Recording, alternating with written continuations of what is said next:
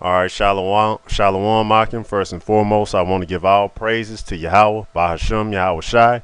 Double honors to the elders, the apostles of Great Millstone, and honors to you brothers who are out there doing the work in sincerity and in truth. Keep pushing. All right, I'll start off with Proverbs 15 and 2. The tongue of the wise useth knowledge aright, but the mouth of fools poureth out foolishness. Now, this lesson is going to be on the tongue, man. The scriptures tell you study to show thyself approved, uh, um, rightly dividing the word and truth, man. So when it says the tongue of the wise useth knowledge aright, so in all things we edify, man. And it says, but the mouth of fools poureth out foolishness. You don't want to be a guy who's on that foolish side, ranting about foolishness, calling yourself teaching, man.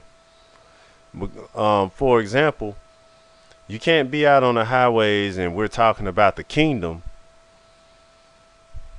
and and then you make a statement like, man, we're gonna be cool in the kingdom. We're gonna be like Tupac in the club, get a dick sucked in the club. You and that's just an example. That is foolishness, man. And the reason why I brought that example up, because I have actually heard that, man. I've heard some a dumb statement like that, man. That's foolishness, man. Nobody's gonna be doing that in the kingdom, but that is a rant of foolishness, man. You know, that's why I say it's the tongue of the wise useth knowledge aright, because the tongue of the wise know how to rightly divide the word of truth, and therefore speak on things that are scriptural, that go back to the scriptures, edifying brothers. Whether it may be funny, whether it may be an analogy, whether it may be speaking on past experiences, whether their experience is funny, sad, make you mad, is using knowledge aright because it is edifying the brotherhood, you know. And I read down to Proverbs 15 and 3. The eyes of the Lord are in every place, beholding the evil and the good. A wholesome tongue is a tree of life, but perverseness therein is a breach in the spirit. So that is a breach in the spirit when you have perverseness in your talk, man. You know? And you have guys who talk down on brothers. You know, that's foolishness, man. And the Lord will destroy you, especially if he's dealing with that man. He's a man of the Lord. And here you go, you're talking trash about him, you know. But just staying back on the topic, in all things we must edify, brothers.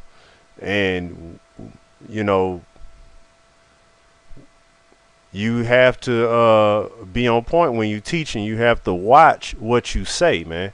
You can't just be out there saying any damn thing, man, because it like Esau says, it can and will be used against you in the court of law, man.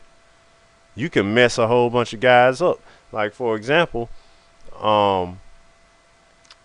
it was last year, I believe, GMS Gold Coast. This guy came out a day before the Day of Atonement and said the Day of Atonement was a feast day. That is the mouth of a fool pouring out foolishness, man.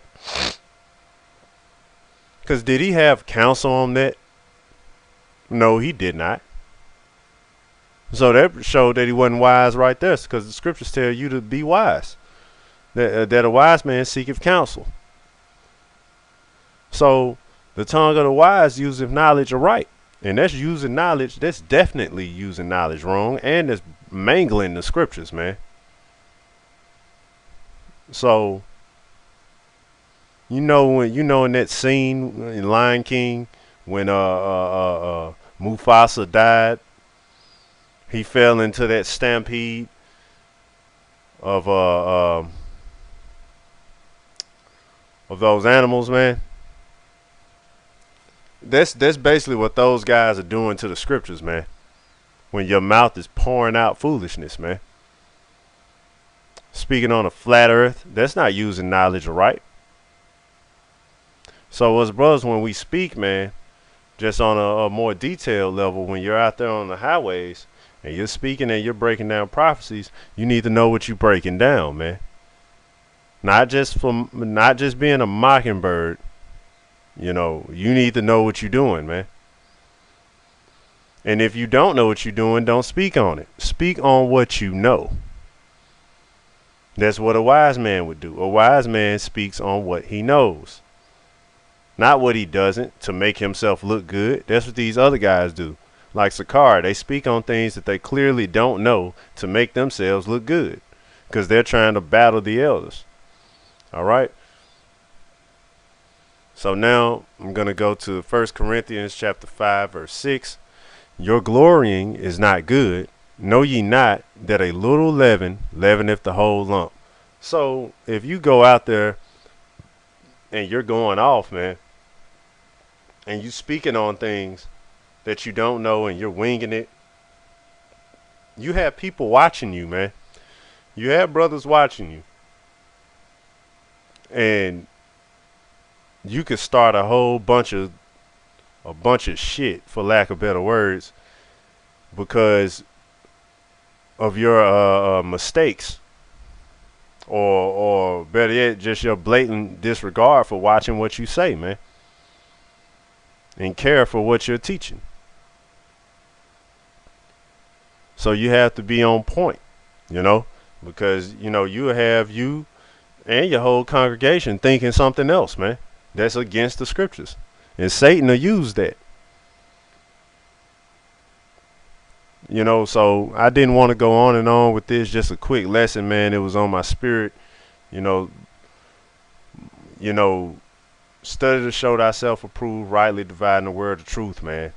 And in all things, edify. Don't lean to your own understanding.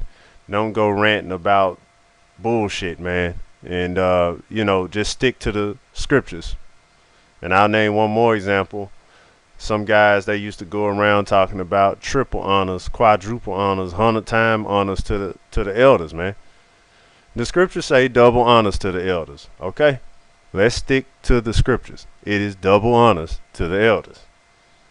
To the elders, the apostles of GMS, that is, stick to the scriptures, man. All right? And with that, man, all praises once more to Yahweh Hashem Yahweh Shai. Double honors to the elders, the apostles of Great Millstone, and honors to you brothers who are out there doing the work in sincerity and in truth. Yahweh Hashem Yahweh Shai, Barakathum, Shalom Akim.